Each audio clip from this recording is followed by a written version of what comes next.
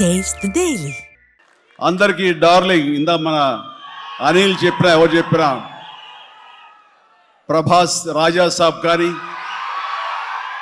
అన్నయ్య అంటూ ఆప్యాయంగా పిలిచే నా తమ్ముడు రవితేజ సినిమా కానీ అలాగే మా ఇంట్లో సరదాగా తిరుగుతూ చిన్నప్పటి నుంచి పెరిగినటువంటి శర్వానంద్ నారి నడుమ మురారి కానీ నాకు గురువుగా నన్ను భావిస్తూ నా శిష్యుడిగా ఉన్న నవీన్ పోలిశెట్టి వీళ్ళందరి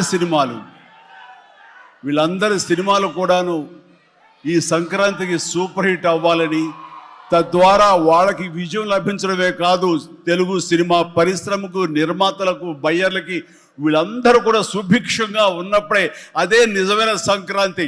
ఆ సంక్రాంతి కావాలని కోరుకుంటున్నాం, జరుగుతుందని ఆశాభావాన్ని వ్యక్తం చేస్తారు.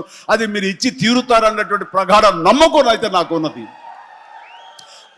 ఈ 2026 సంక్రాంతి తెలుగు పరిశ్రమ మర్చిపోకూడదు. అలాంటి సంక్రాంతి మీరు మాకు ఇవ్వాలి. ఎందుకంటే ఇక్కడ ప్రతి cinema comedy genre, family genre తోటి, ఎంటర్టైన్మెంట్ జోనర్ తోటి పర్ఫెక్ట్ సంక్రాంతికి వచ్చే సినిమాలు ఇవన్నీ, సంక్రాంతి నచ్చే సినిమాలు ఇవన్నీ. కాబట్టి ఈ సంక్రాంతి అన్ని సినిమాలు బాగా ఆడతాయి అనుకుంటున్నాను. ఆడేలా చేసే బాధ్యత మీది.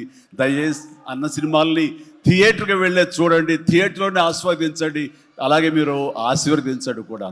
ఆల్ రైట్, ఇక అది ఆ పక్కన పెడితే చాలా కాలం క్రితం మా దర్శకేంద్రుడు రాఘవేంద్ర గారు ఎప్పుడో మాట్లాడుతుండేవారు, బాబాయ్ నీకు అనిల్ రావుప్పుడు సినిమాలు ఎన్ని చూసావో తెలియదు కానీ అతని కామెడీ టైమింగ్ కానివ్వండి, అతను హుషారు కానివ్వండి, చూస్తుంటే నాకు మళ్ళీ మీతోటి అతను చేయగలిగితే ఆ ఇద్దరి కాంబినేషన్లో వచ్చేటటువంటి సినిమా అసలు వేరే లెవెల్లో ఉంటుంది. ఐ విష్ మీరు త్వరగా చేయాలని, కలవాలని నేను కోరుకుంటున్నాను. అది ఎప్పుడు వస్తుందో ఏంటో తెలియదు. ఎన్నో సంవత్సరాల క్రితం అన్నారు, కానీ సరిగ్గా ఈ సంవత్సరం బిగినింగ్లోనే ఆయన చేతుల మీదగానే క్లాప్ కొట్టి ఈ సినిమా ప్రారంభించారు. అది ఆయన మనసులో మాట, ఇది పెద్ద సూపర్ హిట్ అవ్వాలి అని చెప్పేసి. ఎందుకంటే ఆయన కామెడీ లైక్ చేస్తారు. ఆయన సినిమాల్లో ఘరానా మొగుడు ఎంత విజయం సాధించిందో అలాంటి విజయం సాధించాలి ఈ సినిమా అంటూ ఆయన ఎన్నోసార్లు నాతో చెప్పుకుంటూ వచ్చారు. ఎన్నోసార్లు సెట్కి రావాలన్న పిలవ వెంటనే కూడా మీరు అడిగారు, మనమే పిలవలేదు.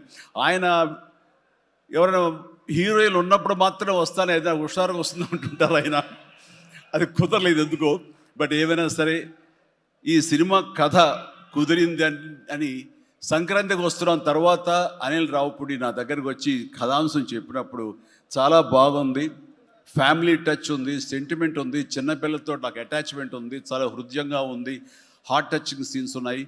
ఇలాంటి సినిమాకి ఆ కామెడీ జోనర్ సినిమా కలిస్తే కనుక నీ స్టైల్లో చాలా బాగుంటుంది. నాది ఒక ఎస్పీజీ క్యారెక్టర్ కాబట్టి ఇది నేను కొంచెం వైవిధ్యంగా డిఫరెంట్గా చేస్తే కనుక డెఫినెట్లీ బాగుంటుంది. డిజైన్ చేద్దామంటే అస్సలు వైవిధ్యం వద్దండి. మీరు ఏ సినిమాలు అయితే గతంలో చేశారో, ఏ దొంగ మొగుడు, ఘరణ మొగుడు, రౌడీ అల్లుడు, అన్నయ్య, ఇలాంటి సినిమాలు ఏవైతే ఉన్నాయో, ఇది చంటబ్బాయి, నాకు అలా ఉంటే చాలు. ఎందుకంటే అలాంటివి అప్పట్లో జనం చూశారు. వాళ్ళందరూ ఇప్పుడు చాలా పెద్దవాళ్ళు అయిపోయారు. వాళ్ళకి అది గత స్మృతులు, చాలా తీపి జ్ఞాపకాలు. ఇప్పుడున్న జనరేషన్ మీరు అవి ఎలా చేస్తారో కూడా వాళ్ళకి ఏమీ తెలియకపోవచ్చు.